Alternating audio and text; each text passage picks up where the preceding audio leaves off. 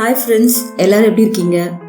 இன்னைக்கு நம்ம பார்க்க போற ரெசிபி பனீர் பட்டர் மசாலா. ஹோட்டல்ஸ்க்கெல்லாம் போனா சின்ன பசங்கள்லேருந்து பெரியவங்க வரைக்கும் இது பிடிக்காது அப்படின்னு சொல்றவங்க யாருமே கிடையாது. இதுதான் ஃபர்ஸ்ட் நம்ம ஆர்டர் பண்ணுவோம். பட்டர் நானோட கார்லிக் நானோடலாம் சூப்பர் காம்பினேஷன். இது நம்ம வீட்லேயும் பண்ணலாம், செம்ம டேஸ்டா, அதே சமயத்தில் ரொம்ப ஈஸியா. எப்படின்னு பார்க்கலாமா? வாங்க. இதுக்கு என்னென்ன பொருட்கள் தேவைன்னு பார்க்கலாம். ஃபர்ஸ்ட் தேவை பனீர். நான் இன்னைக்கு 400 கிராம்ஸ் எடுத்திருக்கேன். சின்ன சின்ன பீசஸாக கட் பண்ணி எடுத்துக்கோங்க. பனீர் எப்போவுமே ஃப்ரெஷ்ஷாக வாங்கி இல்லைன்னா செஞ்சு அதை சமைக்கிறது தான் டேஸ்டியாக இருக்கும் அண்ட் ஹெல்த்தியும் கூட. நமக்கு தேவையானது பெரிய வெங்காயம். நான் 2 எடுத்திருக்கேன். நம்ம எப்படியும் அதை அரைக்க தான் போகிறோம், அதனால ரொம்ப மெலிசாலாம் கட் பண்ணணும் இல்லை. இதுக்கு அதிகமாக மசாலாலாம் எதுவும் தேவையில்லை. ஃபர்ஸ்ட்டு மிளகாத்தூள், அது உங்கள் காரத்துக்கு ஏற்ற மாதிரி கொஞ்சம் இன்க்ரீஸ் பண்ணால் பண்ணிக்கலாம். நான் ஒரு 3 ஸ்பூன் போட்டிருக்கேன். இது நம்ம சாதாரண மிளகாத்தூள் போடுறதுக்கு பதிலாக காஷ்மீரி சில்லி பவுடர் போட்டால் இன்னும் நல்லா கலர்ஃபுல்லாக இருக்கும். அடுத்து அந்த பச்சை கலரில் இருக்கிறது கசூரி மேத்தி, அதாவது நம்ம வெந்தயக்கீரை காஞ்சது இருக்கு இல்லையா, அதுதான். இது ரெடிமேடாக நம்ம கடையிலே கிடைக்கும். அதை வாங்கி அதை கொஞ்சம் யூஸ் பண்ணிக்கோங்க. இந்த கறிக்கு ரொம்ப முக்கியமாக தேவை, அது நல்ல டேஸ்ட் கொடுக்கக்கூடியது. அது ஒரு 2 ஸ்பூன் அளவுக்கு நான் எடுத்திருக்கேன். அதுக்கப்புறம் இஞ்சி பூண்டு பேஸ்ட்டு, அது ஒரு 2 ஸ்பூன். அப்புறம் 2 ஏலக்காய், அப்புறம் ஒரு 1/4 ஸ்பூன் கரம் மசாலா. அடுத்ததான் இந்த கறிக்கு ரொம்ப முக்கியமான ஒரு ஐட்டம் என்னன்னு பார்த்தீங்கன்னா முந்திரி பருப்பு. ஒரு 1/4 கப் முந்திரி பருப்பு வேணும். அதுதான் நல்ல டேஸ்ட்டும் கொடுக்கும், கறிக்கு நல்ல திக்னஸும் அதான் கொடுக்கும். அடுத்தது தக்காளி.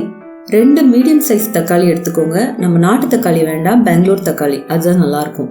அப்புறம் கொஞ்சம் கொத்தமல்லி இலை சின்ன சின்னதாக கட் பண்ணி எடுத்துக்கோங்க, லாஸ்ட்ல கறி மேலே போடுறதுக்காக.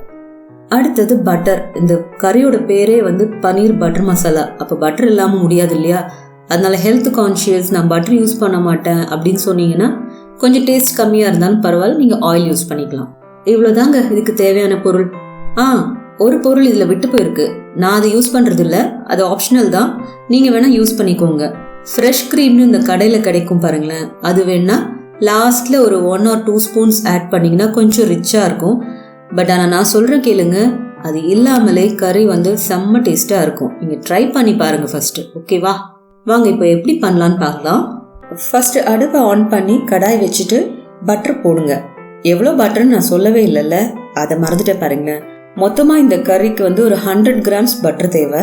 அதுலேருந்து ஒரு 25 கிராம்ஸை நீங்கள் இப்போ இதுக்கு யூஸ் பண்ணிக்கோங்க. மிச்சத்தை அப்படியே எடுத்து வைங்க, நம்ம அதை அப்புறமா யூஸ் பண்ணிக்கலாம். பட்டர் போட்டதுக்கு அப்புறமா இந்த கட் பண்ணி வச்சிருக்க வெங்காயத்தை அதில் போட்டு வதக்குங்க. அது கூட அந்த கேஷ்யூ நட்டையும் போட்டு ரெண்டுமே கொஞ்சம் நல்லா ஒரு கலர் மாறுற வரைக்கும் வதக்கிடுங்க.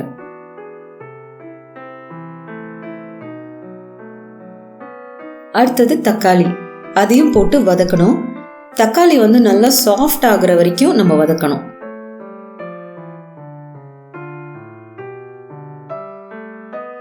தக்காளி வதங்கிட்டு இருக்கும் போதே நம்ம எடுத்து வச்சிருக்கோம் இல்லையா 2 ஏலக்காய், அதையும் இதிலே போட்டுடுங்க. நம்ம போட்ட இந்த தக்காளி வெங்காயம் இதெல்லாம் நல்லா சாஃப்டா வேகிற அளவுக்கு அடி பிடிக்காம வதக்க வேண்டியதுதான் இன்னைக்கு கொஞ்சம் நேரத்துக்கு நம்ம வேலை. அதனால ஏதாவது நல்ல பாட்டு ஏதாவது போட்டு கேட்டுட்டே வதக்குங்க. நீங்களே பாடுறதா இருந்தா இன்னும் சூப்பர், கறியும் நல்ல டேஸ்ட் ஆயிடும். இப்போ வெங்காயம் தக்காளி நல்லா வதங்கிடுச்சுன்னா அதை ஆஃப் பண்ணிட்டு ஆற விட்டுருங்க.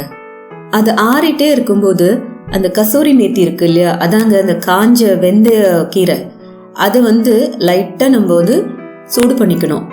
அது கருகிடாம பார்த்து ரோஸ்ட் பண்ணி எடுத்துருங்க. கொஞ்சம் கை பொறுக்கிற சூடு இருக்கும்போதே நம்ம கையாலேயே அது நல்லா நுணுக்குனா அப்படி பொடியாயிரும். அந்த மாதிரி பண்ணிட்டு எடுத்து வச்சுக்கோங்க. இப்போ நம்ம வதக்கி வச்ச பொருள் எல்லாத்தையுமே ஆறிடுச்சான்னு பார்த்துட்டு மிக்சியில் போட்டு நல்லா ஸ்மூத்தாக பேஸ்ட்டாக அரைச்சி எடுத்துக்கோங்க. இப்போ மறுபடியும் கடாயை அடுப்பில் வச்சு அந்த மிச்சம் எடுத்து வச்சிருந்தோம் இல்லையா பட்டர், அது ஃபுல்லுத்தையுமே அதில் போட்டுடுங்க. கொஞ்ச நேரத்துக்கு அடுப்பை ஒரு மீடியம்லேருந்து லோ அதுக்குள்ளேயே வச்சிருங்க. கொஞ்சம் ஜாஸ்தி வச்சிங்கன்னா இனி போட போகிற பொருள் எல்லாம் கருகிடும். அதில் அதை மாத்திரம் கொஞ்சம் ஜாக்கிரதையாக குறைச்சிக்கோங்க. இப்போ அதில் மிளகாத்தூளை நீங்கள் போட்டுக்கோங்க. போட்ட உடனே பட்டரோட சேர்த்து அதை நல்லா மிக்ஸ் பண்ணி விடணும். ஏதாவது ஒரு சைடு அப்படியே விட்டுட்டீங்கன்னா கருகிடும், அதனால நல்லா மிக்ஸ் பண்ணிக்கோங்க.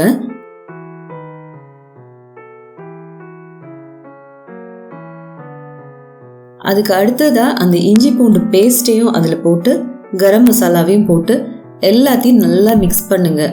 அது ஒரு பச்சை வாடை போகிற வரைக்கும் இதில் கொஞ்சம் வதக்கணும்.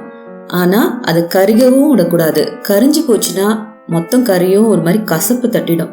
அது மட்டும் கொஞ்சம் ஜாக்கிரதையா பார்த்துக்கோங்க.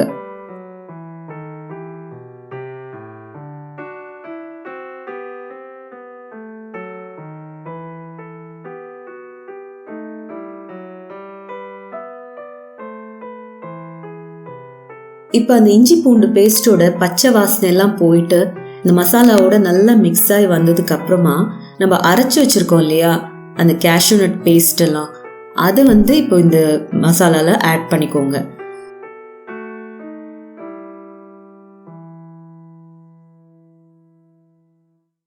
ஆட் பண்ணிட்டு உங்களுக்கு கறி எந்த அளவுக்கு திக்னஸ் வேணும் அப்படின்னு பார்த்து அவ்வளோத்துக்கு நீங்கள் கொஞ்சம் தண்ணி மிக்ஸ் பண்ணி அந்த மிக்சிலேயே கொஞ்சம் விட்டு அதையும் இதில் ஊற்றிடுங்க.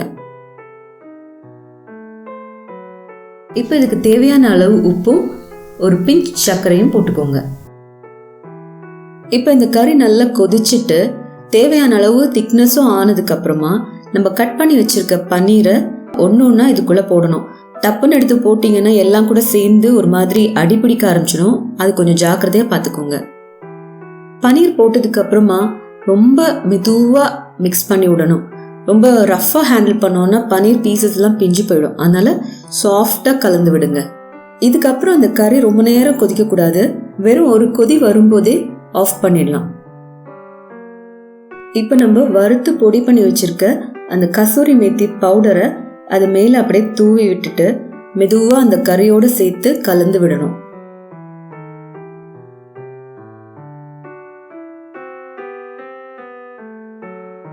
நீங்க ஃப்ரெஷ் கிரீம் ஆட் பண்றதா இருந்தா இந்த ஸ்டேஜில் ஆட் பண்ணிக்கோங்க.